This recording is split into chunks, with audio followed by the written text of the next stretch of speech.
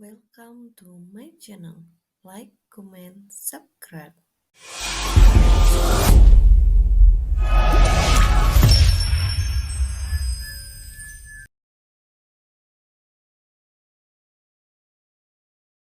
You think I don't wanna run to you, yeah, but there are mountains, and there are doors that we can't walk through. I know you're wondering why, because we're able to be just you and me within these walls. But when we go outside, you're gonna wake up and see that it was hopeless after all.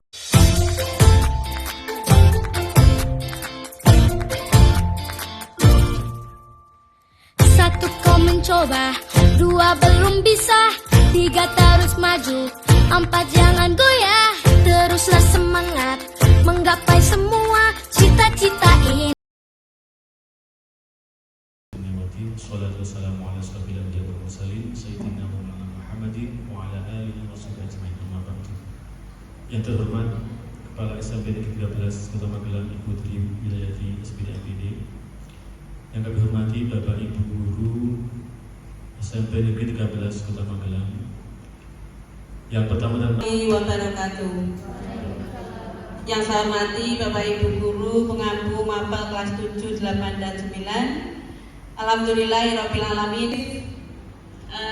Diseminasi budaya di 13 karena kita melihat bagaimana anak-anak didik kita masih banyak yang mengenal budaya positif itu, sehingga nanti negeri 13 itu saja dari saya.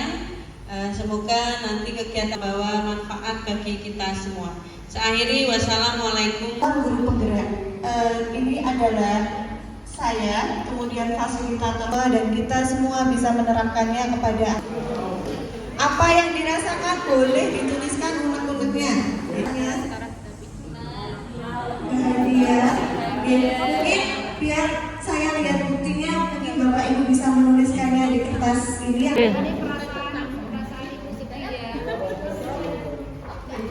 Boleh dalam bentuk gambar, boleh dalam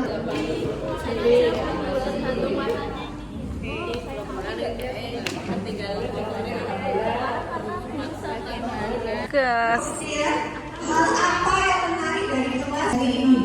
Apa hal menarik apa yang Bapak Ibu gambarkan?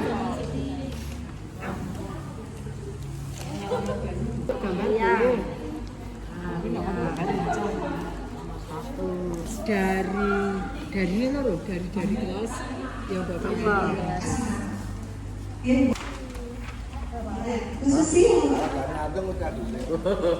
Berikutnya saya di kelas 9A. Bugi sudah memberi kabar bahwa di kelas 9A anak-anaknya glosor. Nah, kemudian ketika tadi saya masuk, saya menunjuk satu persatu siswa untuk menjawab pertanyaan saya terkait materi yang kemarin. Sehingga yang tadinya glosor segera melek. Semua. Dan kemudian Fahri itu saya lihat tadi tidak bisa menjawab, maka saya kasih pertanyaan berkali-kali sehingga kemudian melek. Nah, kemudian saya lanjutkan pembelajaran, ternyata cukup bagus, hampir sebagian mengikuti. Selanjutnya di 9E saya bisa mengajar dengan baik dalam tadi awalnya saya di kelas 9 menyelesaikan materi yang sama di kelas 9A yang membutuhkan waktu 2 jam. Di 9E 1 jam selesai. Terima kasih. Assalamualaikum warahmatullahi wabarakatuh. Ya, luar biasa sekali Bu Susi untuk pengalamannya. Mungkin ada yang hari ini pengalamannya sangat buruk, mungkin ada yang bisa membagikan. Oke, Ibu mau kelas yang tidak kondusif sehingga membutuhkan waktu 2 jam. Kemudian kenakalan-kenakalan anak kita yang mungkin terjadi di luar sekolah maupun di dalam sekolah itu juga mendisiplinkan anak kita, yaitu ada teori motivasi, 5 posisi kontrol, kebutuhan dasar manusia, keyakinan kelas, hukuman dan penghargaan, dan restitusi. Ya, memang tidak mudah untuk menerapkan teori ini nih Bapak Ibu, tapi setidaknya kita tahu dulu, kita kenal dulu ya.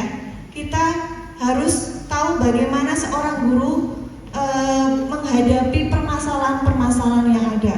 Berhasil atau tidaknya itu tergantung diri kita sendiri. Bagaimana kita bisa konsisten menerapkan teori-teori yang sudah ada. Kemudian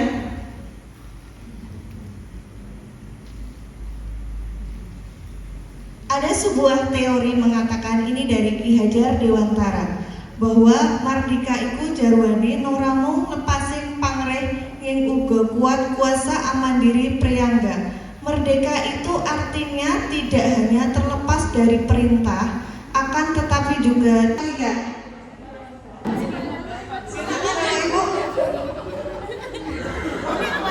Kuat sekali. boleh dikasih uang, boleh. Ya, coba. Ini tuh kok. Ada yang sudah mendapatkan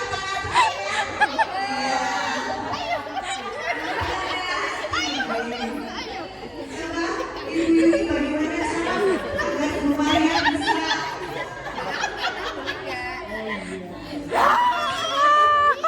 bisa baik-baik. Iya, minta dengan baik-baik. Dan ada yang memberi karena diminta baik-baik, dan ada yang langsung menyerahkan. Anak yang memiliki disiplin diri sehingga mereka bisa berperilaku dengan mengacu pada nilai-nilai.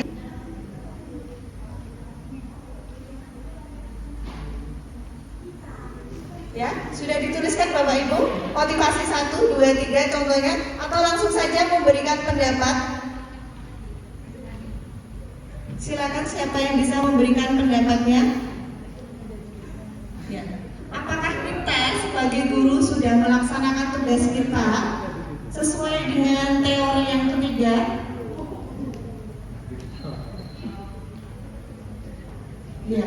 Apakah kita sudah menjalankan kewajiban kita tanpa kita takut dengan hukuman, tanpa kita membutuhkan imbalan? Coba Mus.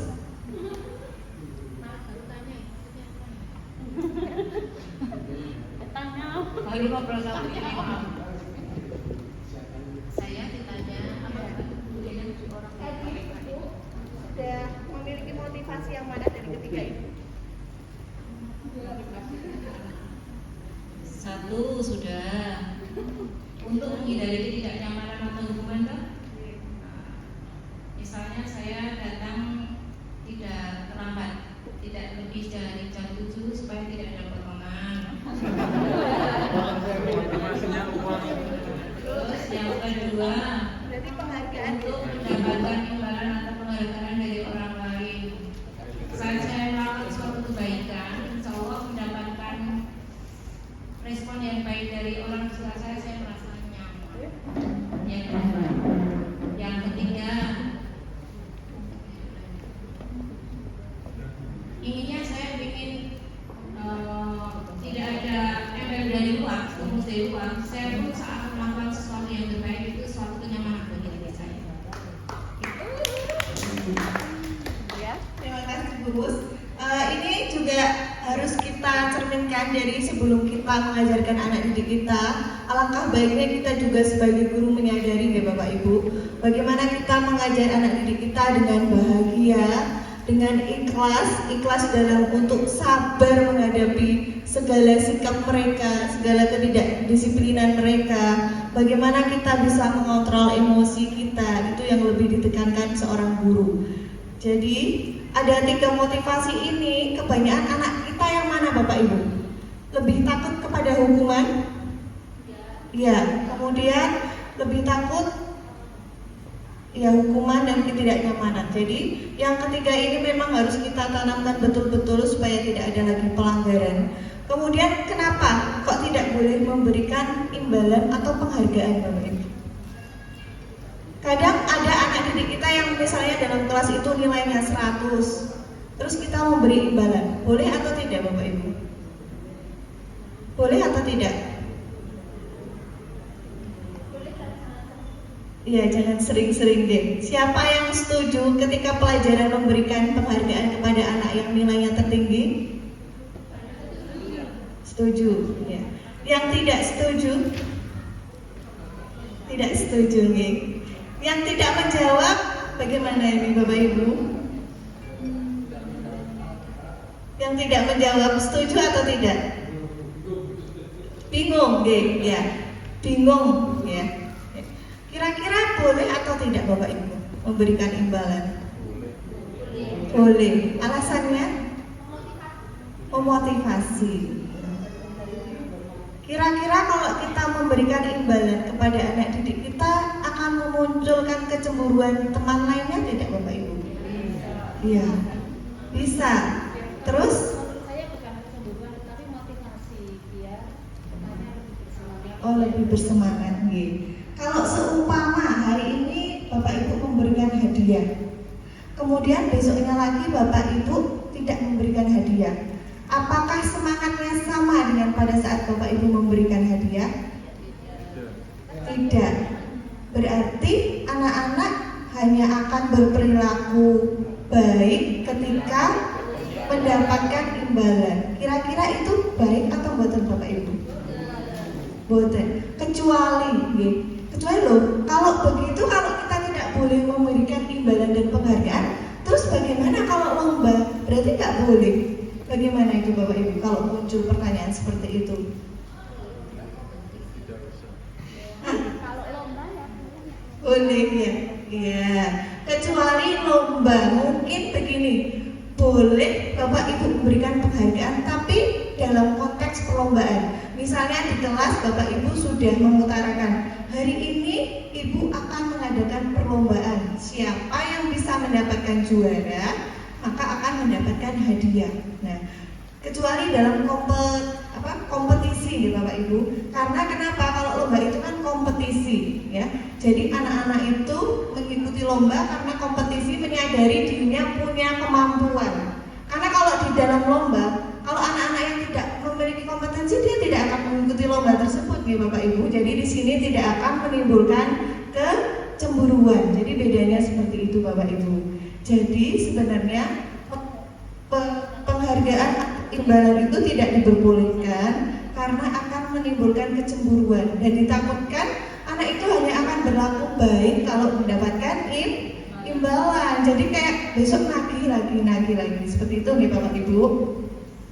Jadi mungkin Bapak Ibu di sini kalau senang ngasih anak-anak hadiah mungkin boleh diganti eventnya, ya, boleh diganti misalnya perlombaan seperti itu, boleh.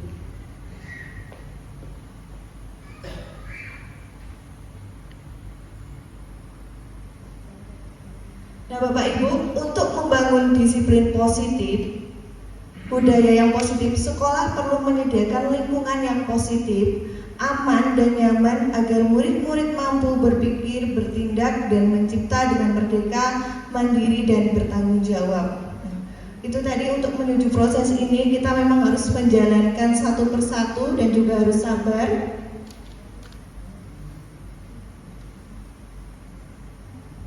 Nah, tadi ini sudah sempat saya tanyakan ya, menurut Bapak Ibu, apakah yang menyebabkan murid tidak disiplin dan selalu saja melanggar peraturan? Kira-kira apa Bapak Ibu? Tadi kan ada yang melanggar, ada yang telosoran. Kira-kira faktor pencetusnya itu apa Bapak Ibu? Mencari perhatian. Terus apa lagi Bapak Ibu? Apa yang membuat anak-anak kita melanggar? Gimana Bu? Motivasi belajarnya rendah. Apalagi Bapak Ibu? Kurang kasih sayang. Betul. Apalagi? Apa? Lingkungan, ya, lingkungan keluarga mungkin, lingkungan tempat tinggal, ya, atau lingkungan teman-temannya, ya. Terus apa lagi Bapak Ibu?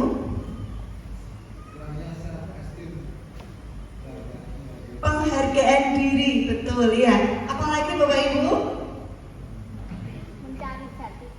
Mencari jati diri, ya. Ada lagi? Sudah, gimana? Tidak ada sanksi, ya. Mungkin sanksinya kurang membuat juga, ya. Terus apa lagi Bapak Ibu? Gimana Bu? Kurang motivasi hidup gitu ya Bu, kurang semangat gitu ya hidupnya karena merasa banyak kekurangan gitu ya. Betul sekali Bapak Ibu yang sudah Bapak Ibu ungkapkan tadi. Jadi secara teori murid itu memiliki kebutuhan ya. Ada yang namanya tadi kesenangan, ada bertahan hidup, benar tadi yang dibilang Pak Wahyu, kasih sayang dan rasa diterima, kemudian kebebasan, penguasaan. Jadi anak-anak kita ini butuh ini Bapak Ibu ya. Mereka juga butuh kasih sayang dan rasa diterima. Kemudian yang paling banyak terjadi di anak didik kita yang mana Bapak Ibu? Semuanya ya. Ya, bertahan hidup berarti dari segi makanannya Bapak Ibu. Anak kita pada anak sekolah belum mesti sarapan ya. Bahkan sampai jam pelajaran itu mesti telat karena ke kantin. Nah itu salah satu contoh pelanggarannya adalah mereka jajan di jam pelajaran. Kemudian kesenangan Bapak Ibu. Yang terjadi apa? Kesenangan? Iya, anak-anak bermain lempar-lemparan di dalam kelas, bermain bola di dalam kelas, kemudian kasih sayang, kebebasan ya. Anak-anak juga butuh kebebasan. Dia tidak ingin dikekang ya.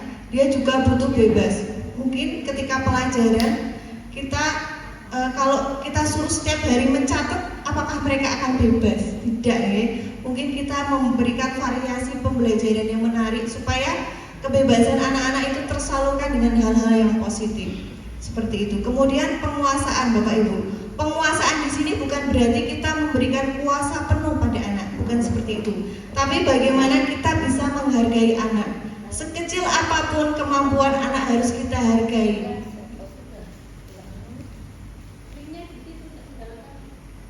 Baik, kemudian dari kasus-kasus tadi di kelasnya Bapak Ibu, bagaimana cara Bapak Ibu mendisiplinkan siswa di kelas? Ada yang bisa memberikan pendapatnya? Silakan. Bagaimana cara Bapak Ibu mendisiplinkan siswa di kelas? Mungkin Bu Maria bisa diceritakan bagaimana cara Ibu kalau pakai operan. Baik, terima kasih. Pertanyaannya bagaimana cara mendisiplinkan siswa di kelas ya? Cara saya untuk mendisiplinkan siswa di kelas itu satu, mungkin suara saya itu keras sekali. Nah, dengan suara saya saja mereka mungkin sudah takut. Nah itu, terus saya memberi motivasi, memberikan contoh-contoh walaupun kadang contoh itu nggak benar, ya. Tapi mereka senang dulu mendengarnya. Jadi mungkin tertariklah mereka. Jadi contoh-contoh itu, contoh-contoh ada yang nyata lah yang saya berikan. Contoh itu bahwa dengan cara melakukan seperti ini kamu nanti tidak akan bisa sukses, kamu nggak bisa akan pinter kalau kamu nanti selalu seperti ini. Saya selalu memberikan contoh-contoh seperti itu. Tapi ya pertama memang suara saya keras. Ya, terima kasih. Kalau dari tiga itu mana yang lebih mudahkan? Hukuman penghargaan konsekuensi. Oh, tidak. Dengan apa itu? Ya, saya mengini mereka memberi penghargaan dengan cara memuji mereka. Sebenarnya kamu itu pintar loh nak, sebenarnya kamu itu bisa. Tapi karena kamu bicara terus ganggu temannya terus kamu jadi nggak bisa.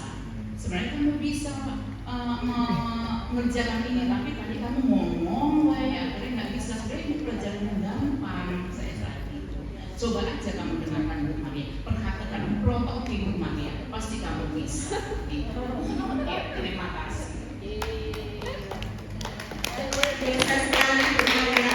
Selain Ibu mengingatkan anak-anak, tapi Ibu Maria juga memotivasi Bapak Ibu. Luar biasa. Jadi ketika ada anak kita yang salah, kita tidak boleh langsung mengatakan kamu salah seperti itu. Tapi benar tadi Bu Maria sudah menerapkannya, yaitu dengan cara diberikan motivasi ya, bahwa kamu bisa gitu. Jadi bukan Bu Maria sepertinya membawa apa Ya betul. Tapi ternyata luar biasa Bu Maria, dia memberikan motivasi yang luar biasa kepada anak kita. Itulah yang dibutuhkan anak-anak kita Bapak Ibu. Mungkin kelihatannya ketika kita memotivasi itu tidak ada harganya, mungkin kadang tetap ketawa-ketawa atau mungkin kayak tidak diterima gitu, tidak ngefek gitu.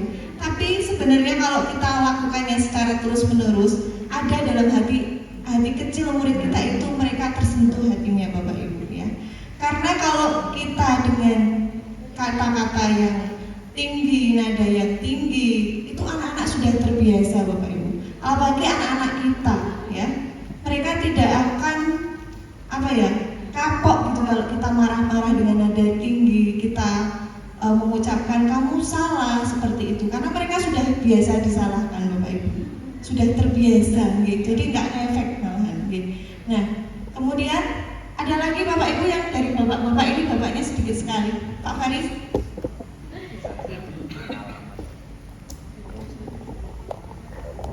Mungkin bisa diceritakan.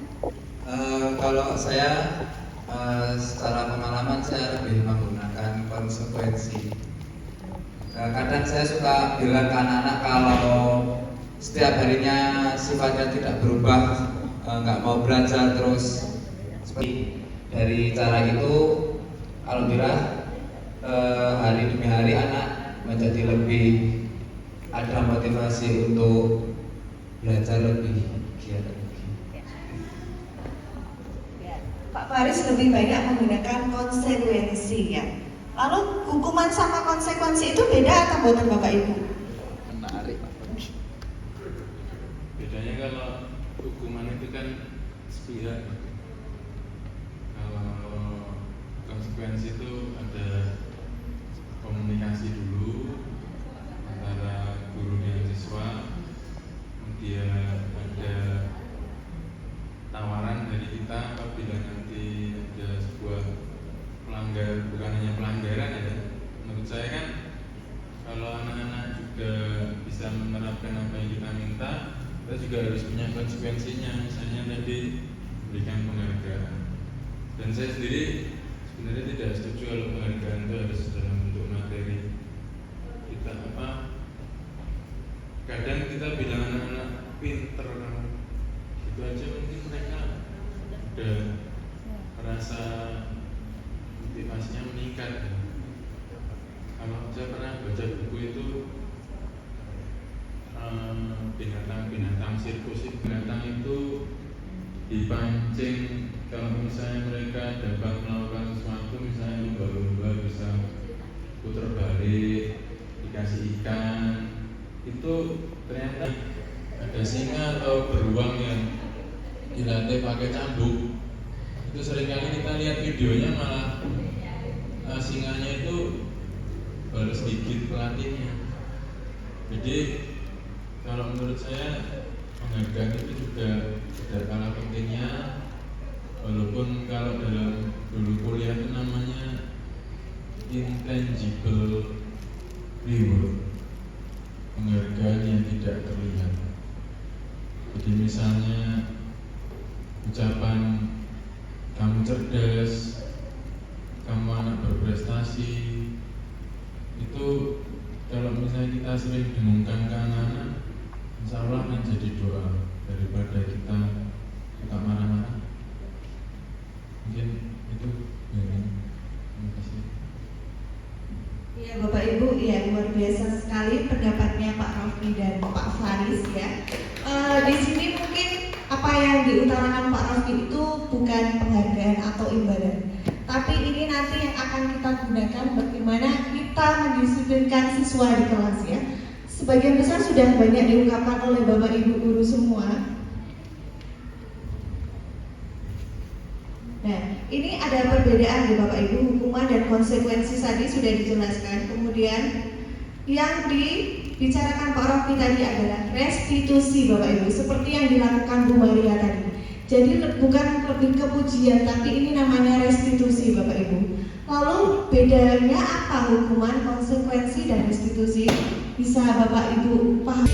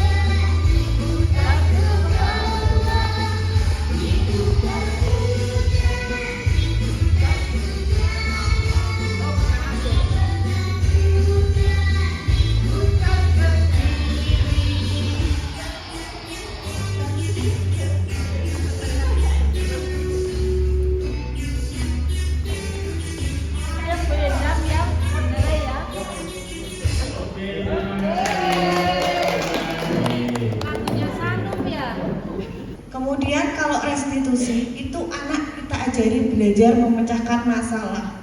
Kemudian anak paham bahwa dirinya sendiri yang pegang kendali kontrol. Kemudian dia tidak kehilangan.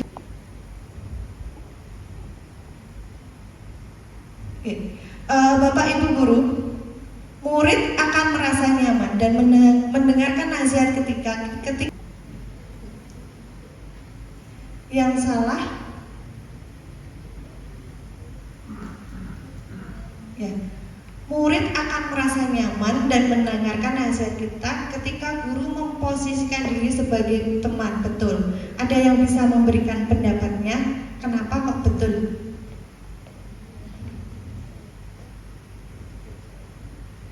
Ya, Bu Deni, monggo Bu Deni. Terima kasih kesempatannya. Jadi kalau menurut saya biasanya yang salahkan itu salahkan bicaranya lebih santai, lebih rileks, ya mereka nggak merasa semacam diinterogasi atau semacam ditekan. Jadi mereka lebih leluasa, lebih terbuka. Mereka bisa mau menerima apa yang menjadi keinginan saya. Gimana? Ya misalnya kalau anak-anak seringnya misalnya tidak berjalan misalnya ya, itu dia ditanya dengan santai kenapa mau berjalan, dia kan ya kalau buatnya dibicara juga merasa juga namanya dengan santai. Terima kasih ya. Guru menjadi teman ya Bapak Ibu. Apakah sudah tepat guru berperilaku sebagai teman untuk peserta didik kita? Mungkin yang dilakukan Bu Deni tidak salah ya. Menegur anak dengan lemah lembut seperti itu, tidak langsung kamu kok nggak mengerjakan tugas gitu, tapi Bu Deni tanya dengan baik-baik. Nah, ini berkaitan dengan posisi guru.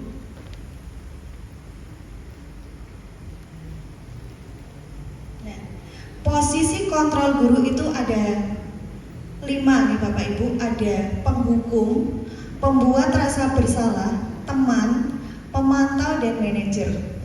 Bapak Ibu sudah lihat ekspresinya dari gambar itu, nggih? Ketika penghukum itu bagaimana ekspresi gurunya? Galak, nggih. Siapa itu, nggih? Bukan kita ya. Pembuat rasa bersalah.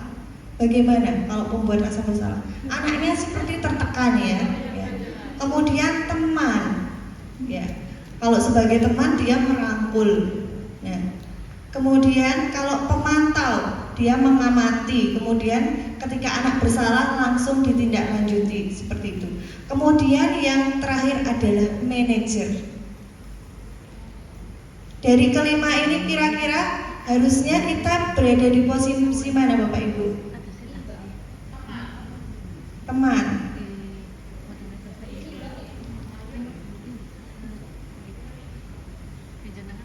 Betul teman? Ya. Coba Bapak Ibu tuliskan saja sebagai bukti mana posisi Bapak Ibu selama ini.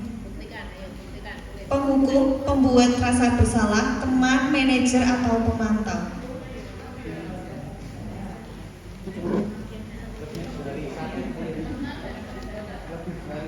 Lebih dari satu. Apa Pak Faris?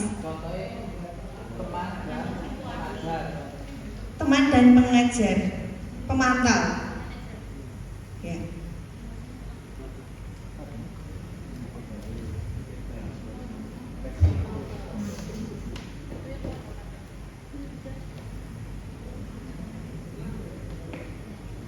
Di sini saya akan menjelaskan sebuah video. Mungkin dari video ini Bapak Ibu bisa meresapi bagaimana posisi kita sebagai guru.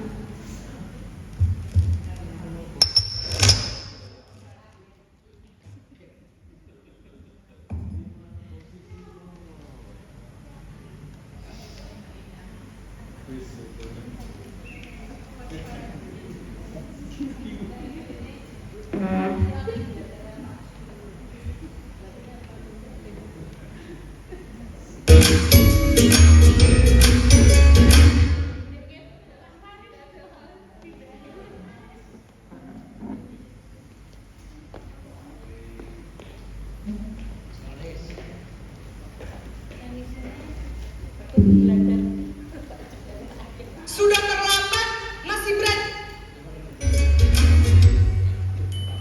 Salam bahagia Ibu dan Bapak guru hebat dalam penerapan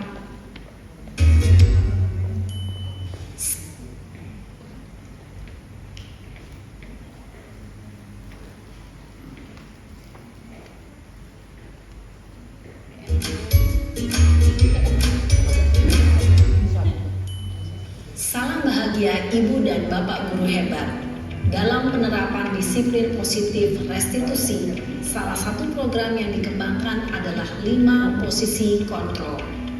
5 posisi kontrol dalam restitusi adalah proses perjalanan seorang pendidik agar dapat mengenali dirinya. Pada video kali ini, kita akan membahas tentang 5 posisi kontrol yang dikembangkan oleh Diane Goshen dan contoh penerapannya.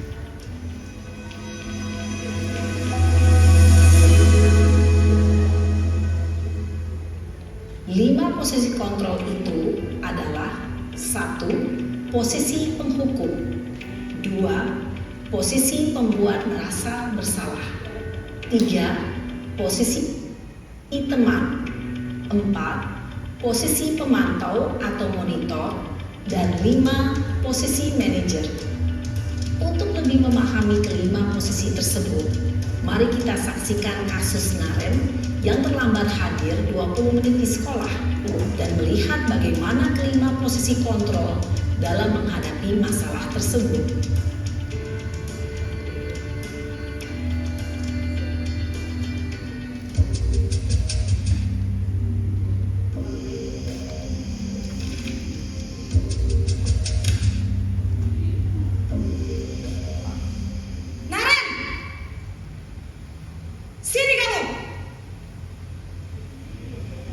Selamat pagi, Bu. Selalu terlambat. Kamu deh, pasti terlambat. Maaf, Bu. Saya... Apa? Apa coba? Alasan kamu apa lagi? Kapan sih kamu tidak terlambat? Malas sekali ya kamu jadi anak. Saya... Dasar pemalas. Gak kapok-kapok sih kamu. Sudah berapa kali terlambat? Sana, kamu keliling lapangan basket 2 kali. Kenapa saya harus keliling lapangan basket, Bu? Kenapa? Kamu melawan ibu. Berani-beraninya jawab. Sudah terlambat, masih berani jawab pula. Sekarang, keliling lapangan basket 5 kali sekalian. Biar kapok. Cepat. Pergi sana ke lapangan basket. Posisi penghukum biasanya berbicara dengan nada tinggi, menghardik, menunjuk-nunjuk, menyakiti, dan menyindir. Hukuman bisa berupa fisik maupun psikis. Ibu dan Bapak guru hebat, dampak yang terjadi pada murid ketika guru berada pada posisi penghukum adalah murid cenderung akan memberontak, bahkan menyimpan dendam.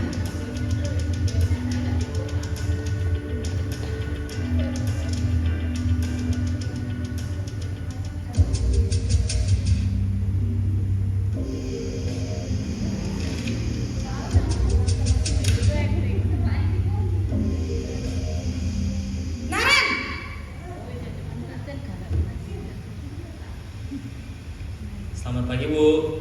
Naren, kamu kenapa terlambat lagi, nak? Ya Tuhan, Naren, kamu senang ya bikin ibu susah ya? Kalau kamu terlambat lagi, nanti ibu yang ditegur bapak kepala sekolah, nak. Disangka ibu tidak bisa membina kamu. Duh, gimana ini? Maaf, Bu. Duh, Gusti Naren, kamu suka ya kalau ibu ditegur bapak kepala sekolah? Terus, sekarang ibu harus tulis apa ini di buku absen? Ini kamu sudah sering terlambat loh. Ibu harus apa coba? Maaf, Bu. Maaf sekali. Ya sudah, lain kali jangan bikin ibu susah lagi ya, nak ya. Ibu tidak akan kuat lagi kalau kamu begini terus. Bisa jantungan kalau ibu ditegur bapak kepala sekolah. Sana cepat ke kelas. Maaf ya, Bu. Maaf sekali. Posisi pembuat rasa bersalah berbicara dengan nada tenang, cenderung lembut. Namun kata-kata yang diutarakan membuat murid merasa menjadi orang yang gagal. Memandang buruk dirinya sendiri, merasa tidak berharga, dan tidak sanggup membahagiakan orang lain. Ketika guru mengambil posisi pembuat rasa bersalah, murid akan menganggap dirinya yang bersalah dan ia akan menyimpan emosi negatif tersebut di dalam dirinya.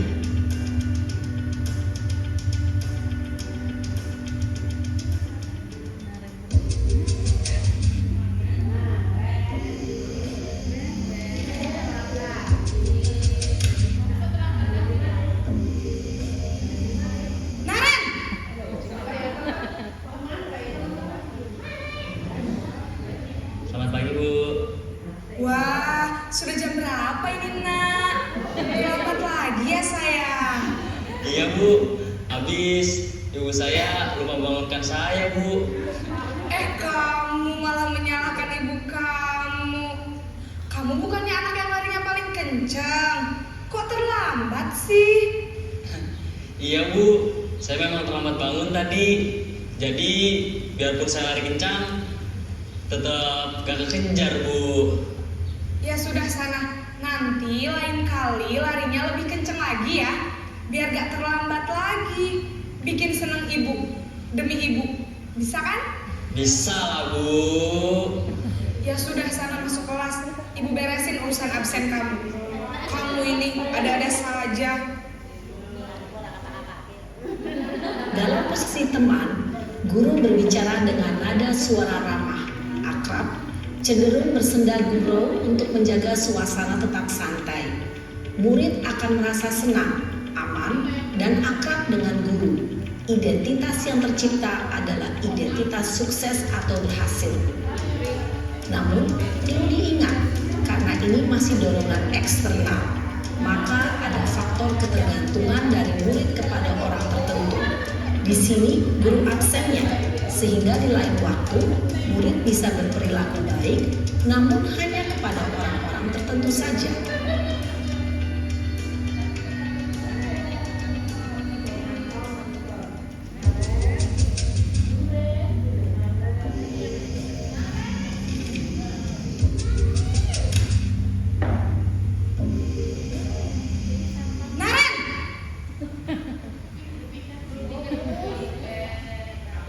Selamat pagi, Bu.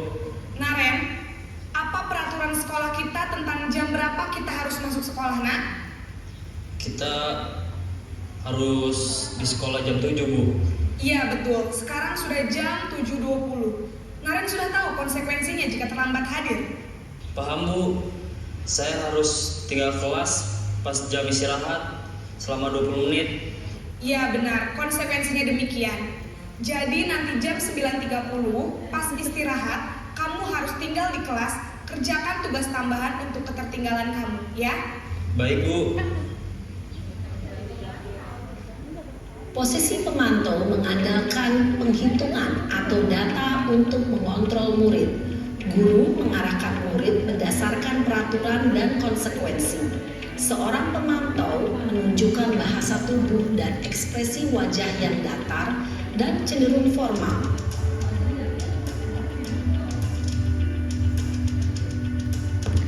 Ini adalah posisi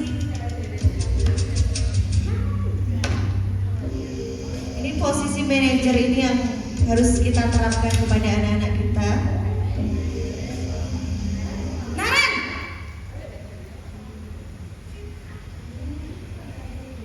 Selamat pagi, Bu. Selamat pagi, Naren. Maaf, Bu. Saya terlambat. Iya, sekolah masuknya jam 7, sekarang sudah jam 7.20. Jadi sekarang bagaimana ini, Naren? Maaf, Bu. Saya lupa setel alarm saya semalam. Baiklah, menurut kamu, keyakinan sekolah yang mana yang perlu kamu tingkatkan? Menghargai diri sendiri dan orang lain mungkin, ya, Bu. Setuju. Jadi, apakah Naren meyakini prinsip saling menghormati tersebut? Iya, Bu. Saya meyakininya. Apakah Naren bersedia memperbaiki masalah keterlambatan ini? Bersedia, Bu. Bagaimana kamu akan perbaiki masalah keterlambatan ini? Saya akan coba untuk tidak lupa menyetel alarm saya, Bu. Baik, kalau Naren lupa menyetel alarm di rumah, ada orang yang kira-kira bisa bantu mengingatkan tidak? Ada, Bu. Kakak saya, Kak Emma. Ada lagi selain Kak Emma? Selain Kak Emma, ada ibu saya. Baik, jadi yang mengingatkan Naren adalah Kak Emma dan ibu kamu ya? Kira-kira akan mulai start alarm kapan nih Naren? Setelah pulang sekolah, akan segera saya lakukan. Baik, jadi Naren akan setel alarm untuk bangun besok pagi dan akan diingatkan oleh kakak dan ibunda Naren ya. Ada lagi yang mungkin perlu dilakukan Naren agar tidak terlambat bangun lagi? Tidak ada, Bu. Baik Naren, terima kasih untuk kerjasama kamu. Sekarang kamu perlu kembali ke kelas untuk belajar. Baik, Bu. Terima kasih. Posisi manajer adalah posisi kontrol yang disarankan untuk membimbing murid memiliki sikap disiplin yang positif, yaitu murid yang mandiri, bertanggung jawab, dan dapat memecahkan masalah. Tujuan dari posisi ini adalah agar murid dapat berefleksi atas tindakannya. Guru akan dengan tulus memberikan pertanyaan-pertanyaan bermakna, sehingga membuat murid dapat belajar dari kesalahannya dan mencari sebuah solusi untuk menyelesaikannya. Ibu dan Bapak guru hebat, setelah mengamati adegan kelima posisi Ya Bapak Ibu, jadi di sini adalah restitusi. Jadi restitusi adalah proses menciptakan kondisi bagi murid atau anak untuk memperbaiki kesalahannya sehingga mereka bisa kembali pada kelompok mereka Bapak Ibu dengan karakter yang lebih kuat. Kemudian restitusi itu membantu murid menjadi lebih memiliki tujuan, disiplin positif dan memulihkan dirinya setelah berbuat salah. Jadi sebenarnya yang Bapak Ibu guru lakukan kepada siswa itu tidak ada yang salah Bapak Ibu, ya, tidak ada yang salah, ya. Hanya mungkin ada hal-hal yang harus ditambahkan lagi dari proses kita mendidik anak-anak kita. Dari yang sudah kita dapat dari video itu mungkin kalau kita sudah berposisi ramah begitu mungkin dikuatkan lagi. Kita harus mencari solusi dari anak itu. Mereka harus bagaimana, ya. Kemudian kita juga harus menstabilkan identitas. Maksudnya menstabilkan identitas di sini adalah bagaimana kita membuat anak itu sadar, bukan sadar karena dia salah saja, tapi sadar sebagai manusia dia juga harus bisa berubah, bisa mengatasi dirinya, bisa memerintahkan dirinya untuk menjadi lebih baik seperti itu. Kemudian langkah terakhir dalam restitusi adalah menanyakan keyakinan kelas ya. Kalau untuk keyakinan kelas kemarin sudah dilakukan oleh Bapak Ibu guru wali kelas. Bagaimana cara Bapak Ibu membuat keyakinan kelas, yaitu tujuannya adalah untuk mendisiplinkan anak-anak atau menerapkan budaya positif pada anak-anak tanpa menggunakan kata-kata yang negatif, karena untuk menanamkan jiwa disiplin pada anak kita. Oke Bapak Ibu, mungkin itu saja yang dapat saya sampaikan. Akan dilanjutkan.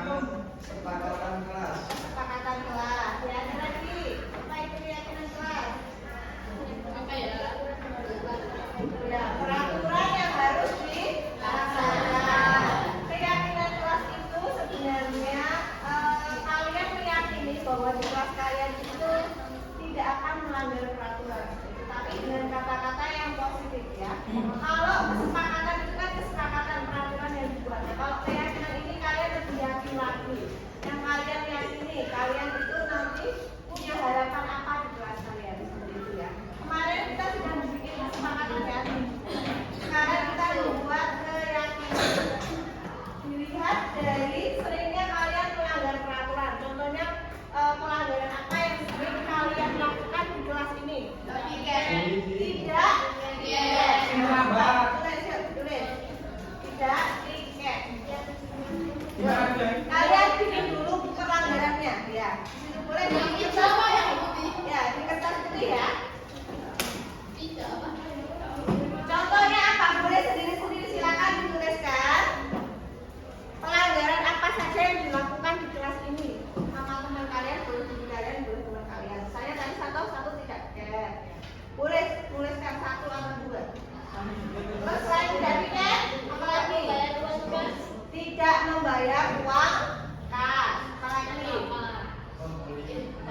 membuli teman. Ya,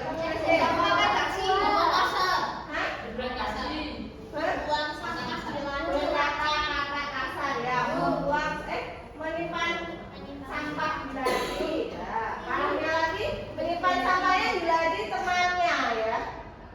Terus apa lagi? Mengejek nama orang tua ya, itu tulis. Apa lagi pelanggarannya? Rame ya, kalian sering tahu rame kalau tidak ada gurunya. Main apa di kelas? Main bola di kelas. Coba tuliskan pelanggaran-pelanggarannya. Merusak fasilitas kelas. Contohnya yang spesifik. Duduknya pecah. Siapa kan duduknya pecah?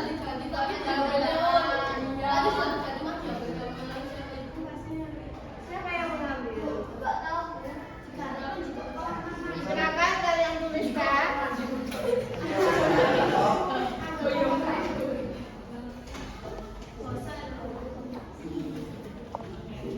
Ya.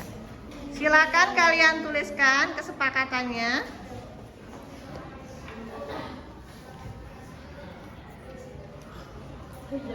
Pelanggaran-pelanggaran yang terjadi di kelas kalian. Kemudian kemarin ada laporan pulpennya hilang. Berarti kasus apa itu? Mencuri di kelas ya. Apa lagi? Tidak mengerjakan tugas. Apa lagi?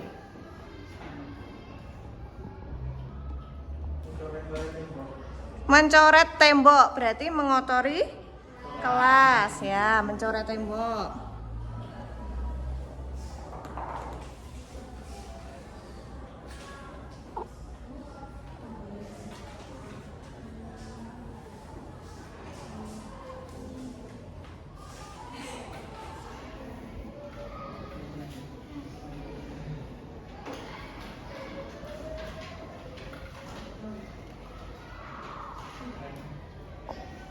Sudah dituliskan? Ada lagi yang belum dituliskan? Banyak omong. Dua ada di kelas. Teriak-teriak di kelas. Ya.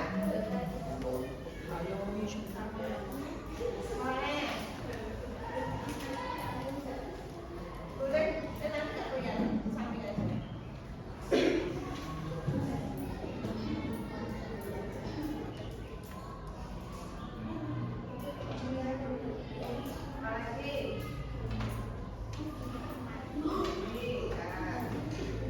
Tidak memakai seragam.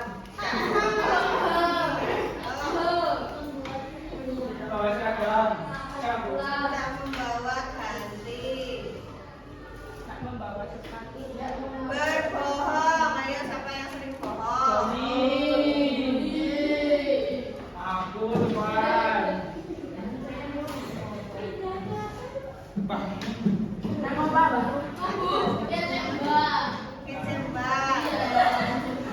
Kecil bapak ramempat sing ditembak.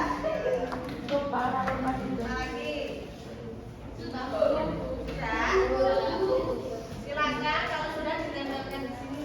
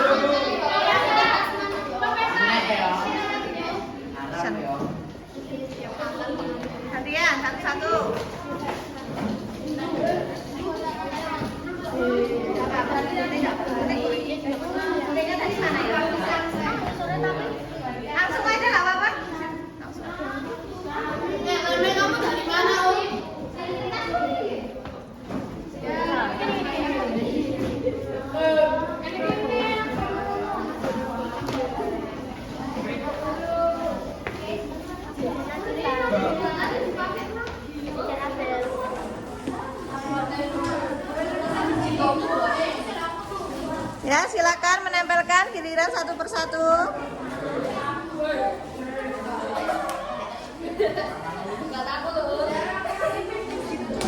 Ya.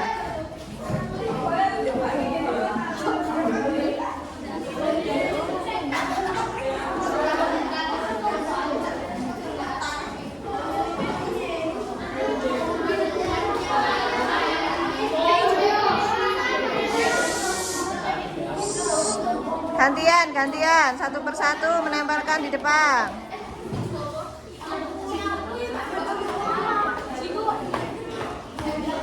Sebentar Bu. Boleh Mama.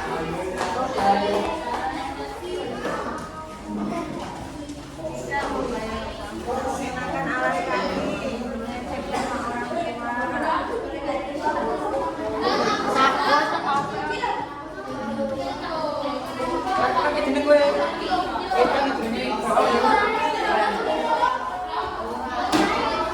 Apa yang begini emang boleh Bu?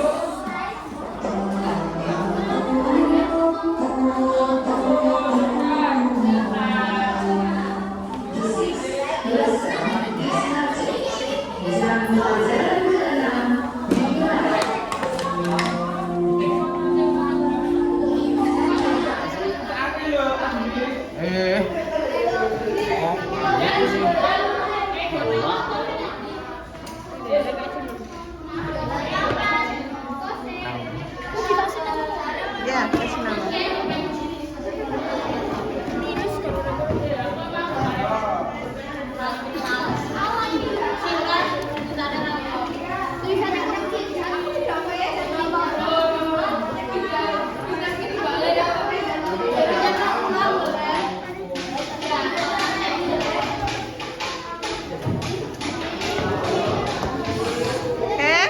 Silakan duduk di tempatnya masing-masing.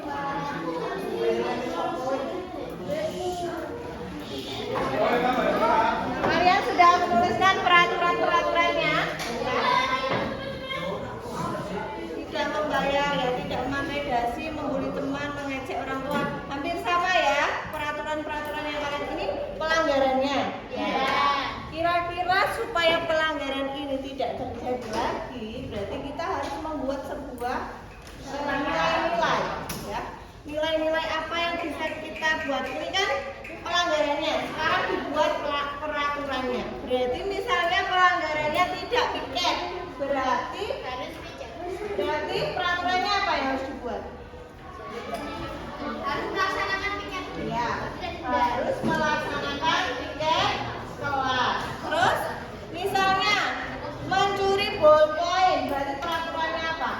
Tidak boleh mencuri ballpoint. Tidak boleh mencuri ballpoint. Kemudian kalau membuli teman, berarti peraturannya apa? Tidak boleh membuli teman. Tidak boleh membuli teman. Berarti harus apa kalau tidak membuli teman? Kemudian tidak mengerjakan tugas, berarti harus mengerjakan tugas. Sekarang tidak merusak fasilitas, berbohong, tidak membawa ganti baju, berarti harus membawa ganti. Rame di kelas, berarti peraturannya apa? Tidak rame. Tidak rame. Nah, tadi ini pelanggaran ya. Berarti kalau pelanggaran apa yang sudah dilanggar. Kemudian tadi kita sudah membuat peraturannya. Di dalam keyakinan kelas tidak boleh ada kata negatif. Kata negatif itu apa, guys? Contohnya.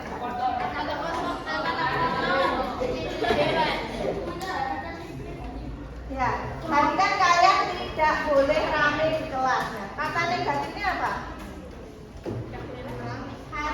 Harus. Kata negatif dari tidak boleh rame di kelas. Kata negatifnya apa? Tidak boleh. Tidak boleh. Jadi dalam keyakinan kelas tidak boleh ada kata negatif ya. Negatif itu tidak boleh, jangan, dilarang, nah, itu tidak boleh. Nah, misalnya tadi,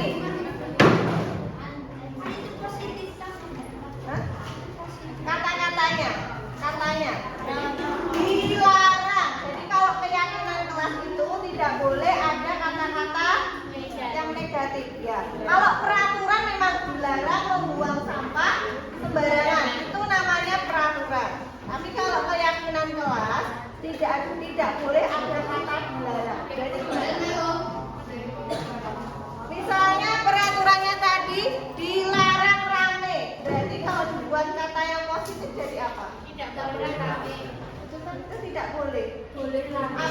keyakinan kelasnya? Apa?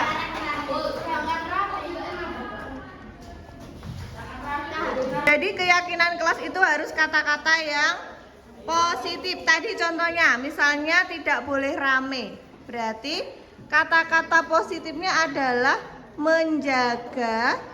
Kami akan senantiasa menjaga ketertiban kelas. Nah, sekarang silakan dari pelanggaran-pelanggaran tadi, dari keyakinan kelas itu, silakan kalian buat kata-kata positifnya. Jadi misalnya tadi berbohong, terus kita buat peraturan apa berbohong? Harus jujur. Harus jujur. Dan bagaimana kata-kata yang kita silakan ditulis di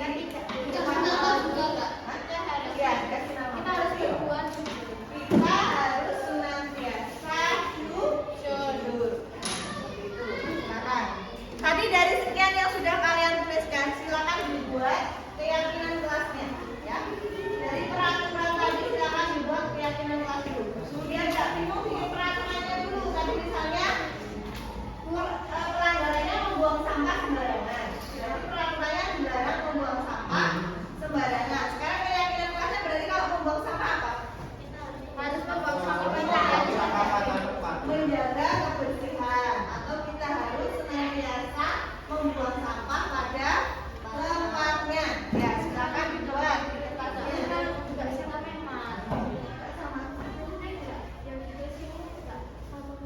Ya, tadi kan dari yang sudah dituliskan itu terus dibuat kata-kata positifnya. Misalnya tadi tidak boleh membuli teman. Berarti kata-kata positifnya gimana sama teman? Harus bagaimana? Harus saling tolong menolong, ya. Harus berarti kalau tidak mengejek nama orang tua, berarti kalian menjaga apa itu? Ya, saling menghormati sesama teman, ya. Saling menjaga nama baik teman.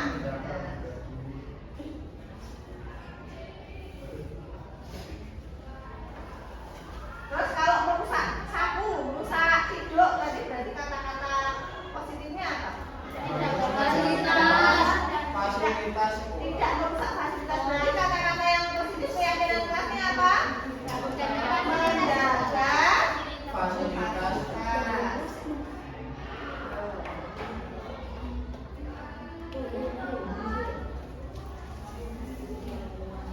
Silakan dibuat. Kemudian tadi kalau memakai seragam,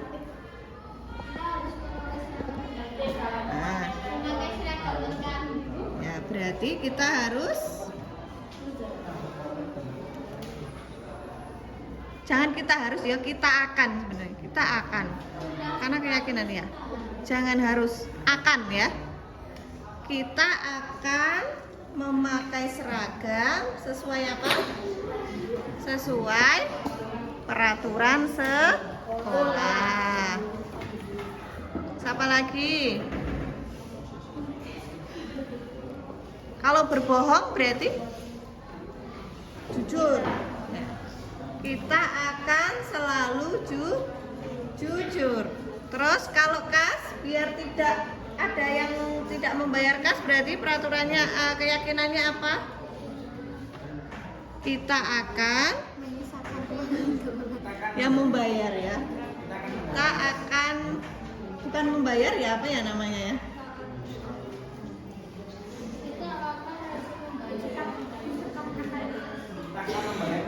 Nah, berapa uang kasnya? 5.000.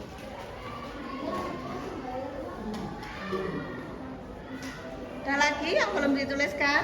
Kalau mencuri, dilarang mencuri barang milik orang lain, berarti ya tidak mengambil. Jangan tidak. Kita akan apa? Benar. Tidak mengambil hak orang lain. Kan tidak boleh ada kata tidak. Kita akan. Kita harus. Kita akan. Kita tidak akan. Kita harus menjaga barang. Apa kata-katanya? Sama teman harus mencintai. saling mencintai, saling menyayangi ya. Boleh. Terus meminta izin ketika akan meminjam barang ya. Kita akan meminta izin ya, ketika meminjam barang dan akan mengembalikannya. Meminta izin ketika akan meminjam barang teman ya, dan akan mengembalikannya.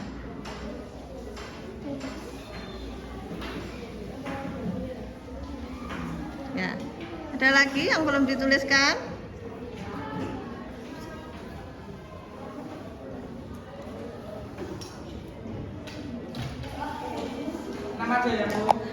Udah, ada lagi yang belum dituliskan?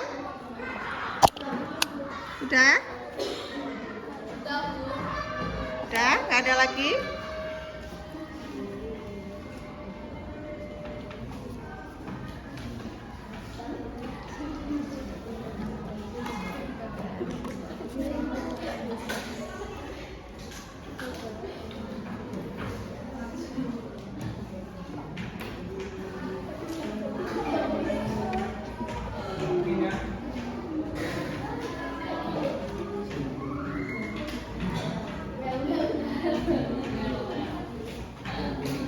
Ada yang belum dicantumkan dari tadi itu, dari yang sudah kalian tuliskan?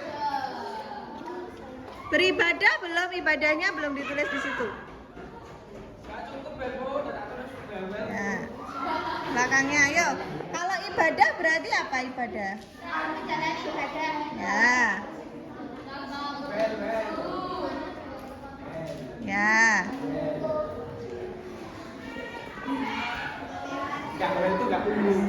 Terus ada lagi. Kalian kalau mengikuti pembelajaran harusnya seneng, sedih, apa males-malesan? Males-malesan, Bu. Ya, biar nggak males-malesan berarti kita harus punya keyakinan. Berarti kita akan apa? Mengikuti pembelajaran dengan senang, bahagia dan antusias ya. Kita akan apa? Mengikuti pembelajaran. Kalian pengennya bagaimana? Senang, bahagia, atau semangat? Silakan, boleh. Boleh dituliskan salah satu, boleh semuanya. Hah?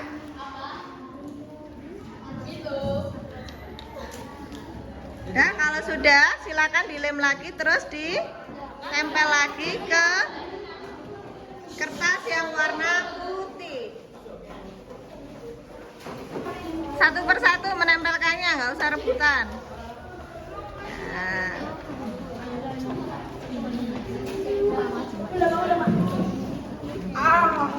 Antri ya.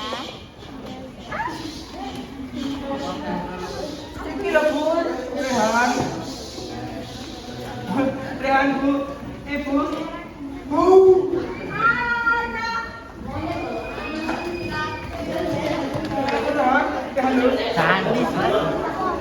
Akan apa ya?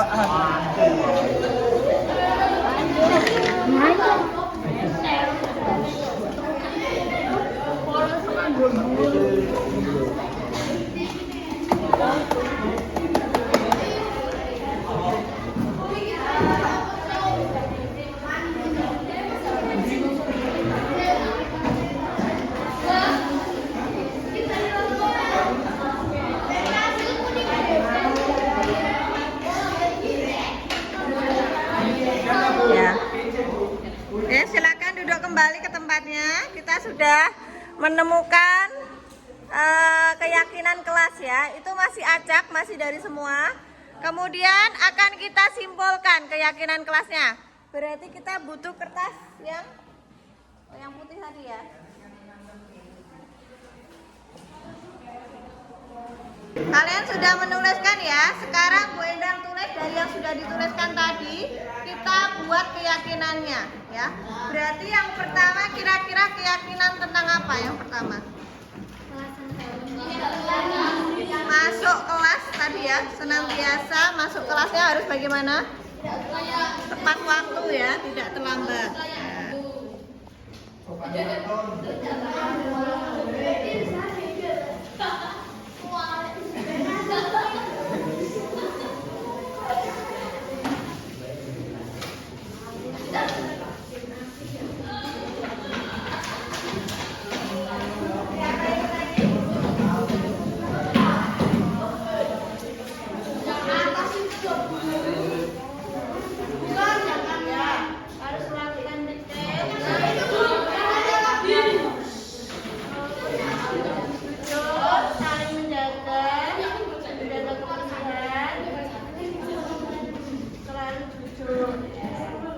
Ini jangan cuma ditulis kok ya, besok harus di. Nah,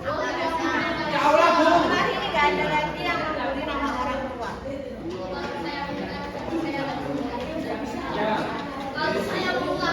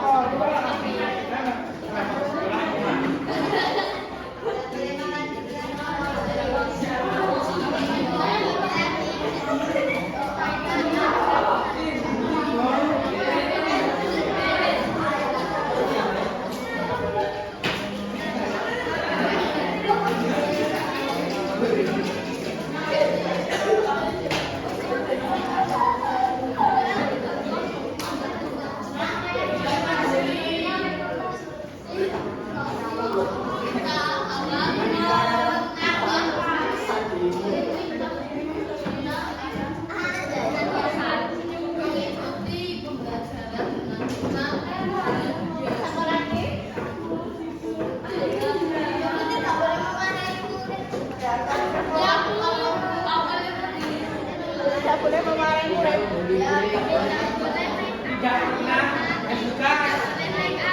Yang nggak boleh make up siapa? Kalian?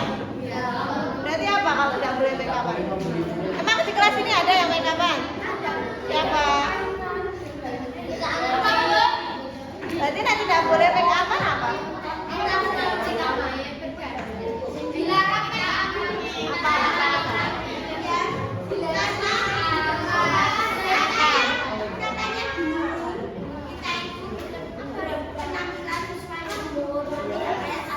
Oh, berarti berpenampilan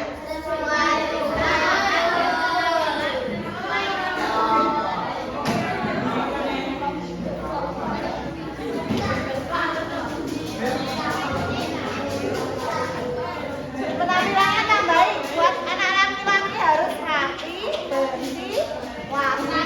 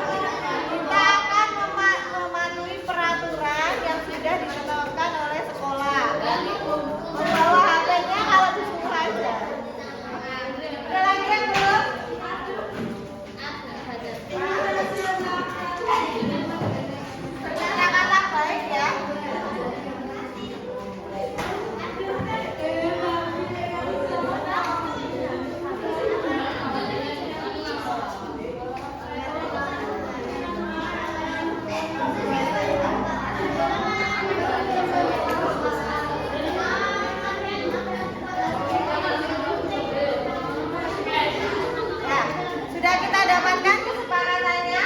Nanti akan ibu buatkan banner, yuk kalian tanda tangan. Sama kayak kalian yang tanda tangan yang kemarin itu yang bisa. Ada yang belum ditambahkan? Sudah cukup? Hah? Tidak pernah bawa HP, sudah tidak disuruh. Ya ini sudah.